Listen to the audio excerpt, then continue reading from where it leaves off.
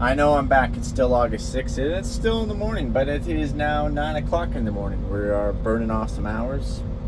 We finished talking about the Honeybee and John Deere headers, and just got my X9 back here from the dealership. It was getting itself green lit. Well, Mike, wait. I thought you said you don't send your combines away to get green lit. When we bought these new combines, they already included the fee. So what, remember, was that $1,500 or $2,500 or whatever that fee is to green light your combine? That was included, mostly because there's always warranty and PIPs. So warranty and PIPs are product improvements to do to new machines. So that's the reason why we did that, because we're already going to have them in there getting their PIPs, so then they can just do a little walk around, and that doesn't cover anything that they might find. That's just the fee. So anyways, this thing got a bunch of PIPs. We will talk about that here in this video, but first let's go and hook up this header. Oh, and speaking of my seat, they did, pretty sure this combine, they actually swapped seats. They put a brand spanking new seat in. As you can remember, last year I was having tons of seat sensor issues. Most of the X9s, including the one up north, they just they just were working on the seats. They didn't actually swap seats out. But this machine, to my knowledge, when I was told, they swapped the whole seat right out. So everything is still, we've last finished hard red spring last year. I went through 5,137 acres with this combine last year. We will update all that and get this thing set for this year. But first, let's hook up a header.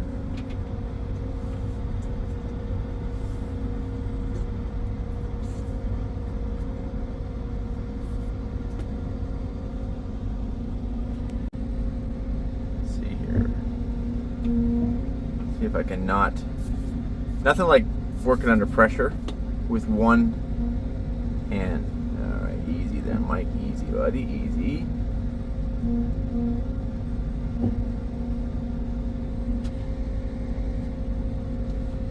Just a little bit more. Just about right there, I think. Just a little more. There it is. Don't worry, I did unhook the straps. This header was strapped to the trailer. I did push in our little hydraulic floats, that way our wings won't keep falling down, because this is a hinge draper.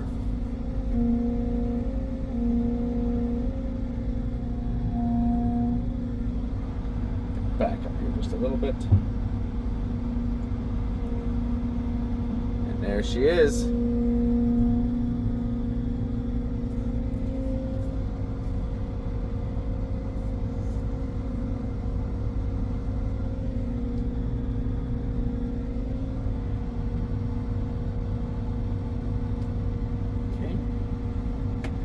Lower it down so we can hook up our PTO and our quick coupler. There we go.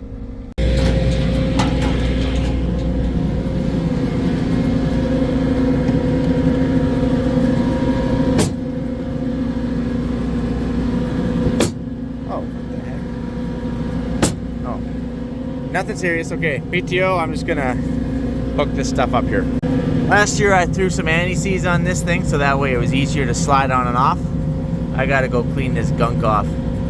It's all dried on. And then I'll spray it down here before I push this on. So anyways, quite a few hours have passed. I totally got distracted. I have yet to go get this wire brush. I just wanted to hook up my quick coupler so I could pick up the reel, because Lee's over here, he's working on the sections. And then we have an O-ring leak on this quick coupler, so we're gonna have to get that fixed. It's not a very good sign to start the season off, but we will continue talking about the PIPs. So let's do the header first. The shield is opened up here. Nothing yet for this turnbuckle. This turnbuckle is the worst design. Whoever designed a turnbuckle, I am telling you, there has got to be, you know, you went from a Hydroflex push button in an old 690 to put the cutter bar in flex, but when you spend 5 times as much money for an X9 with a 50-foot, you got to go out either with a wrench for right here or a pry bar and do a half turn at a time. By tightening this up to the yellow, it actually will suck the header up. By loosening this off so it's nice and loose, it will drop this whole cutter bar. As you can see, it's kind of in flex mode here,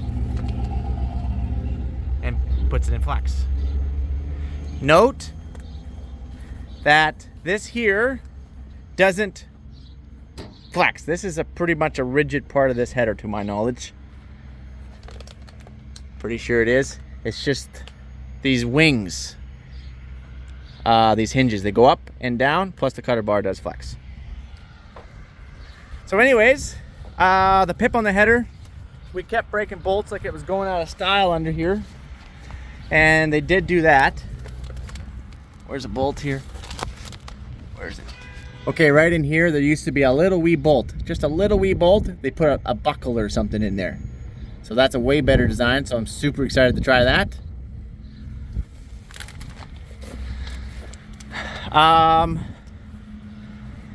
What else here? I know we got our cameras this year. Last year we did not have our cameras. We were not able to run automation. And that's a whole other topic about, apparently there's still short cameras, and then dealerships are allotted so many cameras, and then it's up to the dealership how they want to disperse their cameras. And then there was a bunch of 23 models going out with any of the 22 models still not being cameraed up, and I'm like, that's not fair. And you know, we're literally standing in line.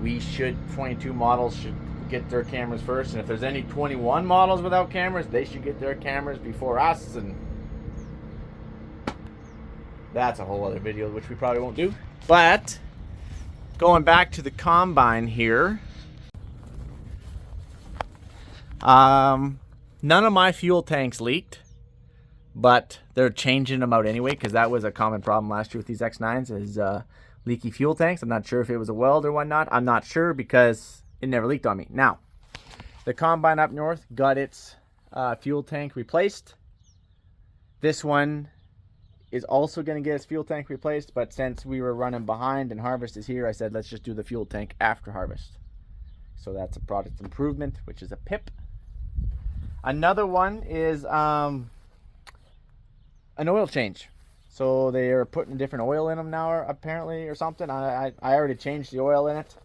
And then they're like, hey, there's an oil change PIP we got to do. So they're dropping the oil again. They're putting, I don't know if it's a 030, 1030. I don't know what they're putting in it. Don't quote me on that. But they're putting something other than 1540, that's for sure. Oh, man. And that wasn't because I put 1540. I don't even think 1540 is what you're supposed to put in them, but I put synthetic in anyway. Anyway, all of the X9s are getting this different oil change from what I was told.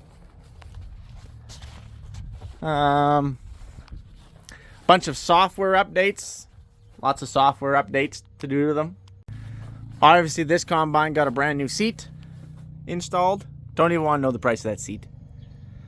The other combine up north, actually, the windshield cracked all the way down. So I don't know if it was the heat or something. But anyway, that's a warranty thing. We got to get that fixed. That's not a PIP. That's a warranty issue.